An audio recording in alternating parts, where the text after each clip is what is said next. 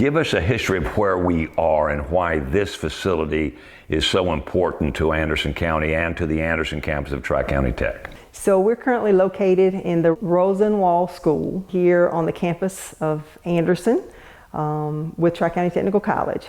And just a little history behind the Rosenwald School. Back in the early 20th century, obviously African Americans were not given the opportunity to be educated. So Booker T. Washington, who was at that time connected to Tuskegee Institute, he felt that in order for African Americans to be successful, they had to have an education. And he connected with a gentleman called Julius Rosenwald. He was the president and CEO of Sears and Roebuck Company. And so Rosenwald actually had donated funds to Tuskegee to support the work that Booker T. Washington was doing there. So some of those funds, after they had talked about Booker T. Washington's idea about educating African Americans, some of those funds that had been donated to the Tuskegee Institute, Rosenwald gave Booker T. Washington permission to use some of those funds to build schools to educate African Americans. So they built, I think, about 6 at that time in the rural Alabama area. So after seeing the success of that, Rosenwald decided to donate more funds. I think it was about $75,000 at that time, so that more schools could be built. There are over 5,300 of them that were built. Over 500 were in South Carolina. And as I understand it, there are about 3 that are still standing in the Anderson County area. So Tri-County Technical College and the Anderson Museum decided to partner together. The Anderson Museum, they were already doing research about the Rosenwald schools and its history and how it came to be, and partnered with Anderson, the Anderson campus of Tri-County Technical College, to do more research, to talk about it. And Tim Bowen, who's my predecessor, was the director at that time, met with the folks at the museum, and they decided what a wonderful thing it would be to actually have on the Anderson campus a full-scale reproduction of a Rosenwald school, a one-room, one-teacher Rosenwald school. And so plans came together. The students in our construction department actually built the facility, and it was dedicated February 28th of 2014. Took about 2 years for this project to be completed, and we believe it's important for a couple of reasons. To learn the history about African Americans and education and how the Rosenwald School concept actually came together. One interesting thing about it was that donations to build a school came from 1/3 of it had to come from African Americans, 1/3 came from white Americans, and then the other 1/3 came from grants that Rosenwald put into place. So the thinking there was that if people put an investment in it, that it means more. And so that's why those groups came together to do that. And it's a wonderful concept and a wonderful thing. And I'm very proud personally to have this facility on this campus where I can see it out my window every day when I'm in my office, and to be a staple on this campus of history and the importance of education. And so students have come out here and we've told them the story about Rosenwald schools. And so it's, like I said, it's just a wonderful part of history that's located on this campus. And we want to continue to invite community out, to have schools come out, have children come out and tell them the story, and make sure that that history does not get lost. How many other tech campuses have one of these schools on their property? We are the only technical college that has one on our property. That's kind of something to be proud of, I would think. It is. And I don't want it to get lost. I don't want it to get overshadowed, because to me it really sends a message, as I said, not only about our history, but the importance and the value of education. This is a one-room school. What would the largest Rosenwald school have looked like? The largest ones were like 3-room school buildings. Some of them actually had teachers' homes attached to it. Another interesting part of the connection to Tri-County, to some technical colleges, when Booker T. Washington had this idea. He knew education was important, but specifically vocational education. And so that's really a nice tie to what we do at the college. Shifting gears now to you. You grew up in Anderson. Tell me about those early days as best you can remember them. I will try. Born here in Anderson, and the youngest of 5 siblings, and went to Concord Elementary, McCants Middle School, and then finished at T. Hanna High School.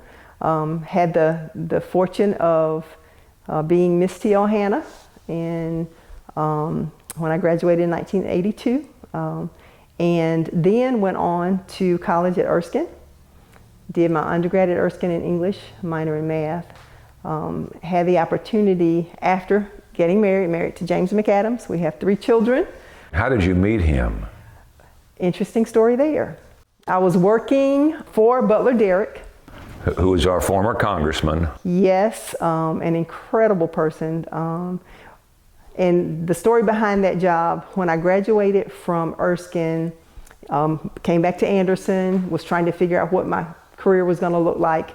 I received a call from my former dean. Her name was Jenny McDill at Erskine College, and she said that she had gotten a call from Butler Derrick's office because they were looking for a person to be one of their aides in the county area. And so my dean recommended me after I graduated. Apparently they had had an Erskine connection before, and so that one worked out well. They thought, well, let's go back and get another Erskine person. My dean recommended me, so I was interviewed and hired for that job, and I loved it. I was assigned to the Oconee area at that time because, of course, the congressman had different areas of responsibility. And so I was his representative, his eyes, ears, and face in the county during that time. So that was a wonderful first career right out of college, and I loved it. And during that time, you bumped into James. Yes. So as I was working at Congressman Derrick's office, I received a call from my aunt, who at the time worked down the street with Department of Social Services, Barbara Rice Hall. And she called me and said, there's this wonderful young man that I work with here at Department of Social Services. I really think you need to meet him. My response was, not interested, not ready for that, not looking for that right now, thank you, but I'll pass. So later on the day, because it was down the street, she walked him up to my office. Oh no. And so I look up and there's my aunt, Barbara, and James McAdams standing in front of me. So, what is your heart doing at this moment? It's beating very fast. I don't know how to respond. I don't know what to say. I don't know what to do. So the polite part of me went over and spoke, and she introduced us, and I'm thinking to myself, let's be nice and kind, but then we'll never see him again. So needless to say, shortly after that, he called and asked if we could go out to dinner or whatever, and I thought, well, because I thought he was handsome, and all that kind of stuff, and I wasn't dating anyone at the time, and so I said, okay, why not? What could that hurt? So we went out to dinner, and as they say, the rest is history. So we ended up getting engaged about a year later, married a year later than that, and then have been married now 34 years. It's interesting that all your jobs have been in Anderson. You've never had to leave here, and you're currently living here with your husband, and you're also not only involved in work, but you are involved in the community in other aspects too. Anderson is home, always has been. I've had offers in other areas for jobs, but this is where my roots are. This is where my parents still live. My mom is 85, my dad's 88. I have 3 of my 4 siblings still living in this area, aunts, uncles. So this is home. And I'm very committed to my community. I have always wanted to be engaged and a part of the community.